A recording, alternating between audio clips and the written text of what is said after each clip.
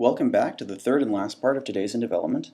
In this part we're just going to take a look at 3 example deck lists from the recent modern portion of Worlds and run them through the worksheet and see what it tells us about their choice of mana base. The first list that we're going to look at here is the Zoo list that Richard Bland played in the modern portion. I tend to write lists down by the last name of the player playing them, so it just tickled me this ends up being Bland Zoo, but I generally think it's kind of funny that the British champion is named Bland. So, this is what we might call a big zoo list. So it's not trying for a domain. It's basically a nihilist. And in terms of mana, we have 4 arid mesas, 2 forests, 4 groves, which is the approach that you're going to take with a typical big zoo list, because you want to be able to grind through your opponent's defenses with, grove, fire. Single horizon canopy, 4 misty rainforest, 1 mountain, 1 plains, 2 sacred foundry, 1 stirring wildwood, which is not necessarily typical for these lists, and I'm not sure how I feel about it one way or the other, 2 stomping ground, 1 tech edge as a night target, and 1 temple garden. And keep in mind, again, that we're not looking at mana fixing and other things that live outside of the confines of this kind of the worksheet.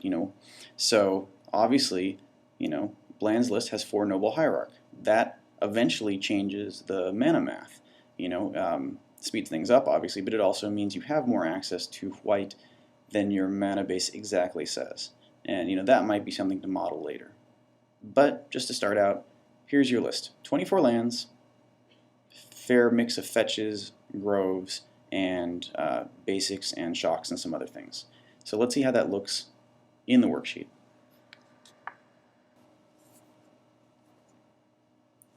Okay, so here we are on the worksheet for Bland Zoo.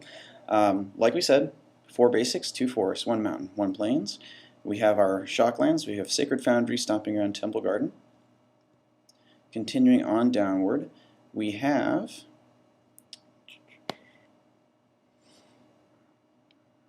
there we go, 4 groves of the Burn Willows, 1 horizon canopy. Note that horizon canopy gets marked as a pain land because it is going to ping you as you use it. Down in the fetches, we have 4 arid mesa and 4 misty rainforest. Both of which can get all of our colors. And continuing on down from there, we have 1 stirring wildwood, 1 tech edge. So what does this give us in terms of stats? Well, 24 lands, 14 white producers, 17 red, 19 green. The emphasis on green is not at all surprising because, we saw that noble hierarch in the list. You want to hit, well, obviously you want to hit Nicodle, but you want to hit hierarch also because hierarch gives you faster access to, Knight of the Reliquary, gives you turn 2 Knight, gives you turn 3 Elspeth. It's just generally pretty important. And as a consequence, our basic distribution here is that, 94% of our opening hands have some kind of green. But of course, again, there's the usual, careful or not. And if we look at the careful color odds here, we see that 80% of our opening hands give us green, which is not bad. And obviously this deck will mulligan reasonably well since it has a pretty low curve. And now this is the interesting part. So here's the land harm index. And you remember it was sort of slowly creeping upward in Brandon Nelson's list. But here we actually have some real numbers here. It kind of goes up, approaching 4. And even that is probably conservative. In actual practice we're all used to the idea that a zoo list starts on 17, starts turn, ends turn 2 on 14, and this is averaging out of the first 4 turns really, and so it might even be underestimating. But again, this is just sort of an indicator of how much harm is my mana base going to cause me the way it's built right now. You also want to keep in mind that Bland's mana base is on the less hurty side of mana bases, and we'll actually be able to compare that with our next list. This is the Channel Fireball Zoo list. This is what a lot of the people from the team were playing at Worlds in the modern portion. This is Luis's specific take. I haven't actually looked very carefully to see if they're different at all from each other. So This is obviously a domain zoo list. We have tribal flames. We have an interest in tribal flamesing for 5. In terms of mana that we're actually using to cast spells in the main deck, we're using 4 of our colors. By the time we hit the sideboard, we're using all 5. So naturally, you kind of expect lots of fetches, lots of shocks, and that's what you get. You have 4 Arid Mesa, Blood Crypt, Breeding Pool, 1 Forest, Hollowed Fountain, Marsh Flats, 4 Misty Rainforest, so that's up to 9 fetches, Plains, Sacred Foundry, Scalding Tarn, 13 fetches, Steam Vents, Stomping Ground, Temple Garden. So it's 13 fetches, 2 basics, and everything else is a Ravnica Duel, is a shock land. Okay, so what does that give us once we go to the worksheet?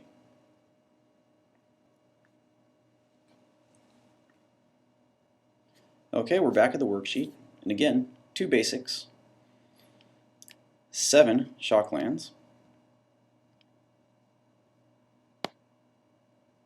13 fetches, and look at these swarms of color by each fetch land. And if you had Verdant Catacombs, it actually wouldn't be as good as the others. So this is one of the neat things about watching these color fields get populated, because it also gives you an indicator of which fetches are going to have the best reach across your colors. And you'll notice the Mesa, Rainforest, and Tarn, their lists of colors are pretty long, and you know, there's not a lot to draw from seeing a color repeated, except that it means you are touching a bunch of lands that make those colors. And in contrast, Marsh Flats touches all your colors, but less thoroughly. So here's the things we start to care about. First of all, there's 22 land total, so 2 fewer land than in Bland's list. And it makes sense. We're not trying to cast as many big spells. 17 white producers, 16 blue producers, 10 black producers, 17 red, and 17 green.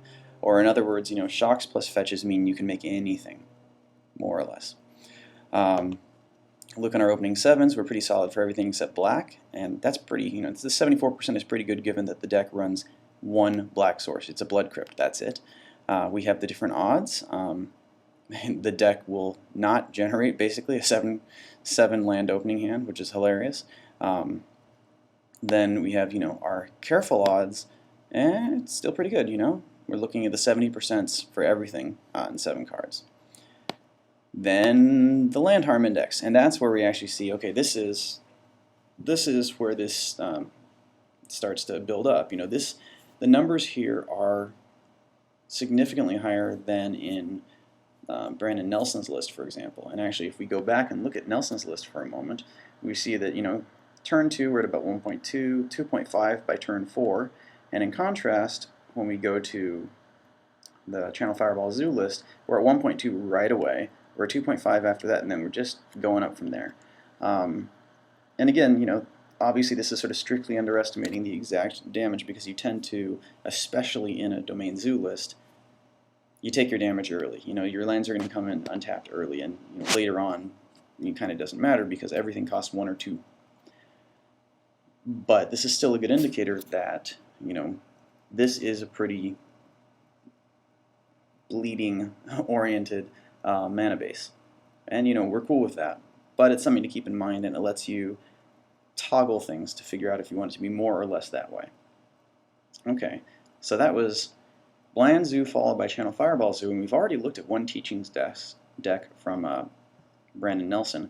So to round things out today, let's take a look at our World Champions Teachings deck. So this is Junya Ianaga's Teachings that we're going to look at next. Okay, here we are on Junya Ianaga's Teachings list, and you know, just starting out, I have to say, yeah, I haven't looked at his record, but it feels like he couldn't possibly have ended up playing at someone who has access to Punishing Fire even briefly, because you know, he's winning with a bunch of 3-2s and 2-1s. That said, you can always extract the fires, you know, if you can get the timing right. Anyway, it's a Teachings list, 26 lands, really interesting mix of lands too. So we have our 4 Creeping Tar Pits, which are, you know, dual lands and win conditions, a single Darkslick Shores, 2 Fetid Heath, 1 Shrine, 1 Fountain, 1 Island, 3 Isolated Chapels. So, you know, this is where we start to care about land types that we can get into play early on, because, you know, Chapel wants us to have a Plains or a Swamp, and obviously, you know, Shrine and Fountain both serve that need. but are we going to be able to get them out there in time and frequently enough? We have 4 marsh flats, 1 plains, 4 river of tears, which I think is just fascinating. I love, by the way, the art on river of tears, and I like the weirdness of this mechanic. I'm a big fan of Future Sight in general. I'm not sure if it's a good fit for this list, really, and we'll talk about why once we get to the worksheet.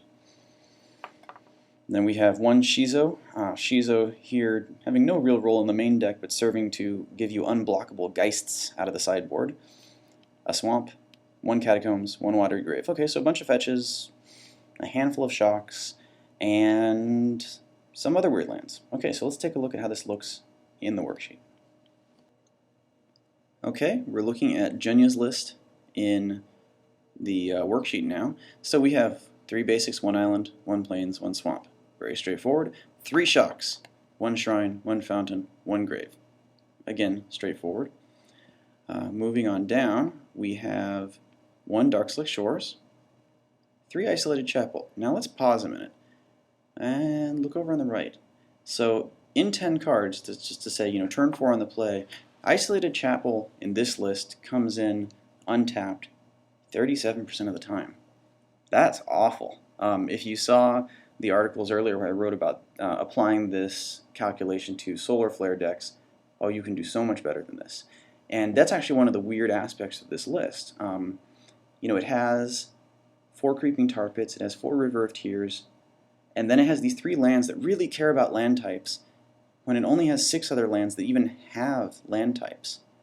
And so you have Isolated Chapel wants you to have a plains or a swamp. And we have 3 shocks and 2 basics that cover that need. So we have 5 lands that actually turn on the Isolated Chapels. Given that 37% on rate, I really actually would have preferred to run more Fetid Heaths, or to run, almost anything, to run the, now forgetting the name, the 3-color land, the Esper land from, or even the Grixis lands from Alara. You're almost going to get it untapped automatically anyway. That's, it's never going to power out a turn 4 teachings.